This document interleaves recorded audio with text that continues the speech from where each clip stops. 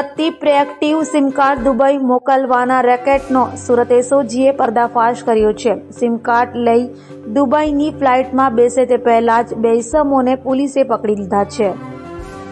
એસઓજીની ટીમને બાતમી મળી હતી કે ભારતમાં ગેરકાયદેસર રીતે પ્રીએક્ટિવ સિમ કાર્ડ મેળવી દુબઈ ખાતે મોકલવાની પ્રવૃત્તિ એક ટોળકી દ્વારા કરાઈ રહી છે, જેથી ટોળકીનો એક સભ્ય અન્ય સભ્યને મોટી સંખ્યામાં એક્ટિવ સિમ કાર્ડ આપી તેને દુબઈ ખાતે મોકલવાની ફિરાકમાં છે। બંને સુરત રેલવે સ્ટેશન ખાતે સિમ કાર્ડની ડિલિવરી કરવાની હોવાથી ભેગા થયા હતા। પોલીસે અજય કિશોર સોજિત્રા તથા દુબઈના વતની એવા સહદ ફારૂક બાગુનાને ઝડપી લીધા હતા। તેમની પાસેથી એરટેલ કંપનીના કુલ 192 એક્ટિવ કાર્ડ મળ્યા હતા।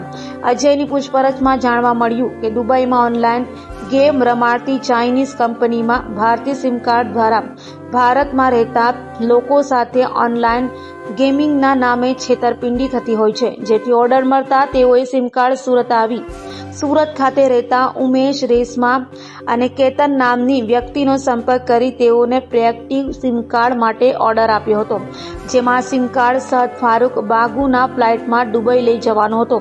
જોકે તે અગાઉ જ પોલીસે ઝડપી પાડ્યો હતો। હાલ એસઓજીએ આ મામલે વધુ તપાસ હાથ ધરી છે।